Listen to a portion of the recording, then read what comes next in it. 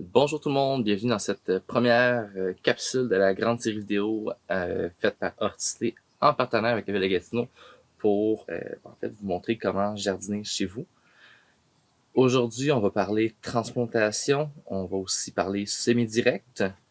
Donc sur ce, je vous invite à nous suivre et à regarder ça avec nous. Donc, aujourd'hui, différentes choses. Donc, comme vous pouvez voir, le jardin chez nous, ça ressemble à quoi? On va commencer par faire un tour. On a 8 jardinets, donc de 4 pieds par 10 pieds.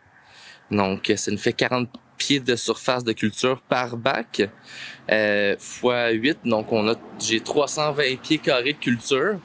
Ce qui est quand même assez énorme en ville. Donc, j'ai ce privilège-là d'avoir cette belle grande surface. Juste au fond, là, c'est la merveilleuse pancarte Amis des abeilles, Amis des pollinisateurs. Donc, c'est pour ça que le pissenlit est roi chez nous. Donc, aujourd'hui, ce qu'on va faire, c'est... on va en faire plusieurs, là. On va regarder notre planche 1 qui va être du maïs. On va planter aussi notre deuxième planche qui est tout ce qui est légumineuse. Donc ici, je vais avoir des pois verts et des edamame. On va pouvoir planter aussi toute la planche avec, j'ai du radis, des carottes, des betteraves. Par la suite, j'ai une planche aussi avec des oignons. Elle n'est pas complète. Je ne sais pas ce que je vais mettre d'autre avec. Mais j'en ai une ici. Ensuite, j'ai ma planche de laitue et fines herbes. Elle aussi, on va la commencer. Il va y avoir beaucoup d'espace vide dessus. On va devoir regarder ce qu'on va faire avec pour la suite des choses. Je vais planter aussi ma planche de brocoli tomates. Pour la préparation du site, on va utiliser un produit fertilisant. Dans ce qu'on voit dans le cadre présentement, il y a seulement un seul des jardinets. C'est celui où est-ce qu'il y a la petite affiche qui a besoin de fertilisant. Donc, on va pouvoir aller le fertiliser et après ça, on va pouvoir commencer les travaux du sol pour préparer les jardins, préparer les lits de semences. Comme ça, on a le sol qui est aéré et on n'est pas venu affecter trop intensément la vie de notre sol. Donc, si on veut comparer un sol qui est fait pour de la transplantation versus un sol qui est fait pour du semi-direct, ici, c'est tout ce qui est carottes radis, donc plus petite plantation. Donc, ici, je vais vraiment vouloir venir vraiment bien passer le coup de râteau. Premièrement, c'est de venir égalir le sol. Restant une tige de tournesol, je vais juste le mettre ici, il va aller au compost après. Si ça serait de la transplantation que je ferais ici, ça ne me dérangerait pas d'avoir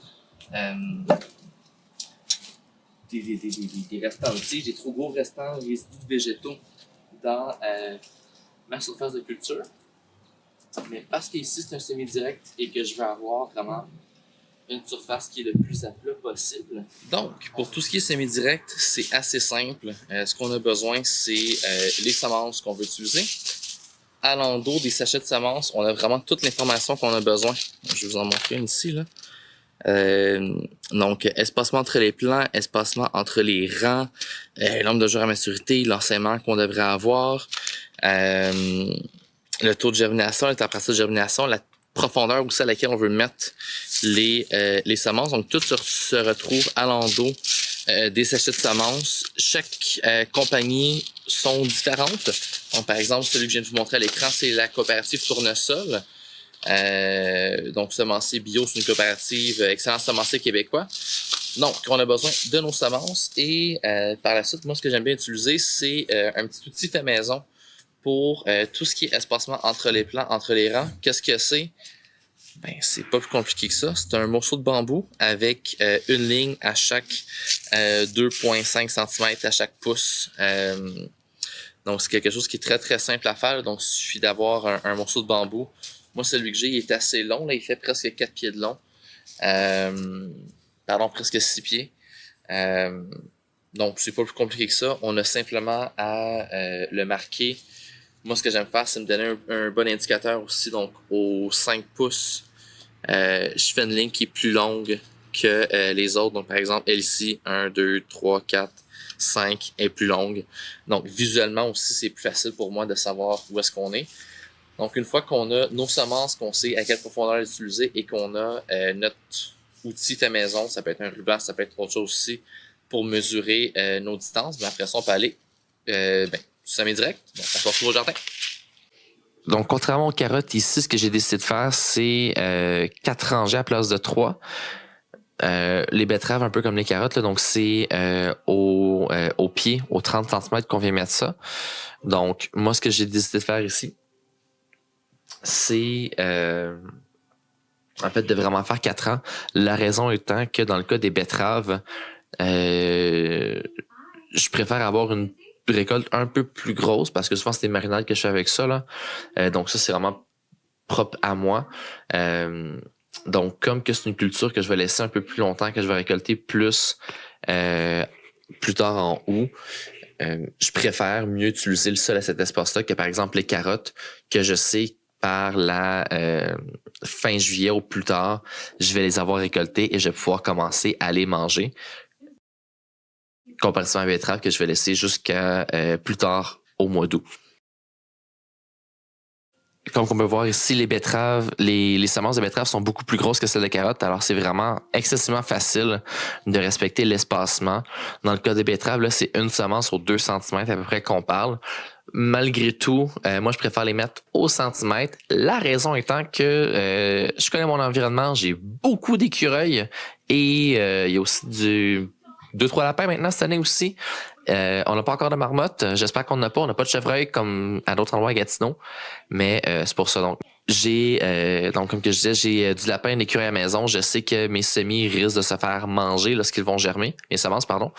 Donc, c'est pour ça que malgré tout, je sème plus densément. Parce que je sais que autrement, s'il y en a trop qui sont mangés, ben, je vais être déçu du fait que j'aurai pas assez de plantes. Donc, on sème plus densément. Si les petits animaux viennent se servir, je suis pas déçu de cette manière-là. Et en même temps, mais comme que j'expliquais aussi plus tôt, on a souvent trop de semences dans chacun de nos sachets. Alors, le simple fait que de venir utiliser tout ce qu'on a dans notre sachet, ben, ça fait qu'on n'a pas plein de restants de fond de sachets de semences d'une année à l'autre. Et on utilise tout. Une fois que c'est fait, là, par exemple, je m'en garde un petit peu, juste au cas. Et par la suite, on vient simplement recouvrir, on plombe et il va rester pas mal juste à arroser nos semis pour bien démarrer le processus de germination. Et après ça, le tour est joué. Donc, comme que notre banc fait 4 pieds de large et qu'on doit mettre un rang de carottes à chaque pied, dans le fond, on peut mettre un maximum de... en fait, on pourrait vraiment mettre 4 rangs, mais c'est un petit peu serré. Donc, moi, ce que je préfère, c'est en mettre 3.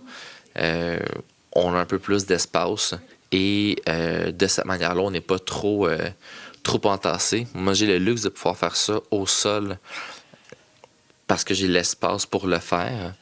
Donc, comme que vous voyez, là, je suis juste en train de, à partir de mon bâton qui est marqué, là, calculer à quel endroit chacun des rangs vont aller. Par la suite, je mets le bâton au sol. Là, j'ai calculé la distance maximale de mon premier rang, ma première batch de carottes. Là. Par la suite, je viens juste écraser le bâton au sol. Ce qui est intéressant, encore une fois, avec cette technique-là, c'est que la profondeur du bâton de bambou est idéale, en fait, pour la plupart des semis à plus petites semences, comme par exemple la carotte. Alors, je prends le bâton, je l'écrase bien comme du monde dans la terre, et par la suite, j'ai mes sillons qui sont faits pour mes semences de carottes. Ce qui est intéressant avec les carottes, c'est que c'est un légume qui tolère très très bien les fraîcheurs de début de saison. Donc c'est un légume qu'on peut commencer en fait dès la première semaine de mai. Et on peut se faire des semis successifs, aller jusqu'à la première, deuxième de juillet sans trop de difficulté. L'intérêt avec ça, c'est que il y a personne qui mange 800 carottes d'un coup. Donc, de venir faire, par exemple, une petite portion de carottes aux 2 semaines, de mai à juillet, ça fait qu'on aurait à peu près là, 4 à 5 récoltes successives de carottes pour toute la saison estivale. Là, les semences de carottes, c'est des semences qui sont excessivement petites. Donc, comme que vous avez pu voir, là, j'ai été assez généreux dans les semences que j'ai mis au sol. La raison, c'est qu'on peut virer un peu fou à respecter à la lettre là, la quantité de carottes qu'on va mettre au sol. Donc, je préfère simplement en mettre un peu plus que nécessaire et par la suite, je vais simplement venir éclaircir par la suite.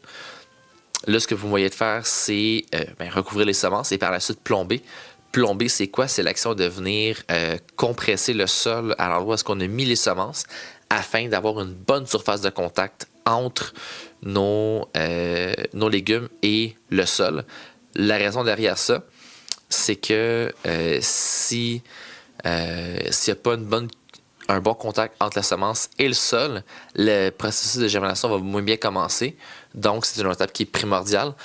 D'autant plus que ça vient souvent faire un petit... parce qu'on compresse le sol, l'endroit où est-ce que les semences sont est plus bas que le reste. Donc là, tendance aussi à s'accumuler à cet endroit-là. Ce qui va encore une fois favoriser le processus de germination de nos semences. Lorsqu'on transplante, ce qu'on a besoin, c'est des transplants. Ce qui est important de savoir, c'est que quand on veut transplanter, il y a quelques petites opérations qu'on doit faire. La première, c'est vouloir arroser. Pourquoi? Parce que si vous plantez une motte comme ça directement au jardin, oui, c'est beau, on a des belles racines blanches, donc c'est un signe que notre semis est en santé, mais la terre, elle est sec. Ce qui se passe avec ça, c'est que la seule eau que notre plante peut aller chercher concrètement, là, c'est celle dont les racines ont accès, c'est-à-dire cette motte-là. Si on n'arrose pas bien ça, ce que ça veut dire, c'est que notre plante, lorsqu'on va la transplanter, ça va être difficile pour elle d'avoir accès à de l'eau et pouvoir bien pousser par la suite. Donc, c'est primordial de vraiment s'assurer que notre semis, notre transplant, est suffisamment humide pour ça. Donc, seulement besoin d'eau. Pour savoir quand on a assez arrosé, là, lorsque ça commence à tomber par en bas, là, donc souvent c'est un signe qu'il y a eu assez d'eau dans tout ça. On peut en redonner une petite dernière shot pour la chance. On laisse l'eau bien drainer et déjà on va pouvoir observer une bonne différence au niveau de la couleur de la motte. Puis quand on la presse, là, il y a même de l'eau qui vient tomber. Ça, c'est encore un meilleur signe. Donc, première chose à faire lorsqu'on veut transplanter, on vient vraiment surarroser nos transplants parce que l'excès d'eau aussi va percoler dans le sol qui est autour de nos plantes. Une fois qu'on a fait ça, ça va être d'aller au jardin, trouver l'endroit exact de nos plantes et par la suite, les transplanter. Une fois que nos semis sont bien arrosés, tout ce qui va rester à faire, ça va être de prendre nos semis et les envoyer au bon endroit dans le jardin. Ayez pas peur, là, si on les lance un petit peu, là, des plantes, c'est suffisamment résistant. Ça leur fera pas de mal. Là. Donc, ce qu'on recommande, c'est de suivre le plan, les prendre, les envoyer au bon endroit et par la suite, on peut commencer à transplanter. Nos semis ont été disposés au bon endroit au jardin, mais là, tout ce qui reste à faire, c'est les planter. Ce qui est intéressant avec la famille des brassicacées, c'est que c'est une famille où est-ce que plus on vient planter densément les légumes, plus ils vont être petits en fait. Donc c'est par exemple un excellent truc si vous voulez avoir des choux qui sont beaucoup plus petits, à place de les planter aux 2 pieds, on peut venir les planter au pied et demi, donc aux 30 à 45 cm, versus en planter un aux 60 cm pour venir nénifier, si on veut, notre récolte et avoir des trucs qui sont beaucoup moins gros puis qu'on n'ait pas à manger du chou pour 8 semaines d'affilée parce que notre récolte, c'est des légumes qui sont beaucoup trop gros. Donc, ce que j'ai commencé à faire, c'est de venir me donner un jeu. Donc, j'aime pas ça avoir mes légumes qui sont trop proches des bordures, surtout les brassicacées parce que c'est une famille de légumes qui font des feuilles qui sont assez grosses, merci. Donc, si on les met trop proches, moi, ce que j'ai remarqué, c'est que plus souvent qu'autrement, c'est d'un jambe, ça prend beaucoup plus d'espace. Donc, je préfère les centrer un peu plus dans l'espace de culture. Donc, je me donne un 15 cm là, de chaque côté et du début avant de commencer à faire mes trous. Puis par la suite, je me fais un trou au 60 cm pour la suite des choses. Donc, dans le cas des semis, je fais pas juste une petite ligne, je mets vraiment mon marqueur au sol, puis je viens vraiment faire là, un trou là, d'un bon 4-5 cm de profond. L'intérêt derrière tout ça, c'est que visuellement, c'est plus facile à voir, et parce qu'on ne plante pas aussi densément que des semences, moi, ce que j'aime faire, c'est préparer tous mes trous avant de commencer à transplanter. Donc, de cette manière-là, c'est plus facile de voir chacun des espaces, en fait, que de les faire un à la fois, de se perdre. Ça permet aussi de visualiser notre emplacement. Est-ce que c'est bien fait? Est-ce qu'on voit qu'il n'y aurait peut-être pas des trous qu'on n'aurait pas pensé autrement remplir sans les semences? Là, à cet endroit-là, ce que je suis en train de faire, c'est que lorsque je suis venu ameublir le sol avec la fourche, il y avait vraiment le sol avait cassé en gros morceaux, donc je suis simplement venu le briser et le rétablir. Donc là, j'ai 6 espaces de culture du côté gauche. Du côté droit, ce que je viens faire, c'est simplement faire les trous. Donc, j'essaie de m'aligner à peu près à la même place que eux. Et par la suite, je viens juste refaire mes trous. Dans ce cas-ci, ça me donne donc un total de 12 espaces pour la croissance. Donc, ce que j'ai fait, c'est que j'ai mis un total de 3 plants de kale. Donc, lorsqu'on transplante, ce qui est super important, c'est de ne pas enterrer le collet. Le collet, c'est quoi? C'est vraiment la jonction entre la tige et les racines. Ce qui est intéressant, c'est que lorsqu'on achète des semis en pépinière, c'est vraiment ce qui dépasse du sol. Donc, ce que ça veut dire, c'est lorsqu'on va venir enterrer notre semis au sol, ce qu'on veut, c'est que le dessus de notre motte soit à la même hauteur que notre sol. Concrètement, au jardin, ça ressemble à quoi? Si on va regarder notre transplantation qui est terminée, comme qu'on peut voir, notre motte est vraiment au niveau du sol et le collet de nos plantes, il n'est pas enterré. Un petit peu ici. Mais dans l'ensemble, on vient enterrer notre collet. Il n'est pas... en fait, c'est ça. Il n'est pas enterré.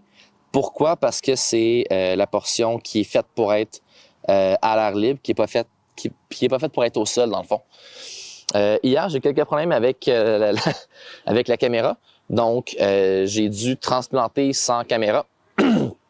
Mais grosso modo, donc ici, j'ai terminé de planter. Donc, il y a les céleris, il y a les basiliques qui sont ici. J'ai du romarin, du persil. J'ai mes laitues par la suite au bout. J'ai la planche de brassicacée qui est ici. On a terminé la planche avec les betteraves en avant, les carottes au milieu et les radis au fond. Par la suite, j'ai planté aussi la planche de maïs. On ne le voit pas encore, mais elles sont bel et bien là. Donc ça, c'est un bel essai que j'ai hâte de faire. Et par la suite, j'ai ma planche avec les brassicacées. Donc j'ai 3 marqueurs, chacune des places avec des étiquettes de persil là. C'est pas du persil en fait, c'est différentes brassicacées. Donc j'ai mes melons en avant. Au milieu, j'ai mes courges butternut. Et à la fin, j'ai mes concombres. Bon, je m'étais revenu. Puis par la suite, ce qu'il va rester à faire, ça va être sur la planche ici de planter tout ce qui est haricots verts et des édamames.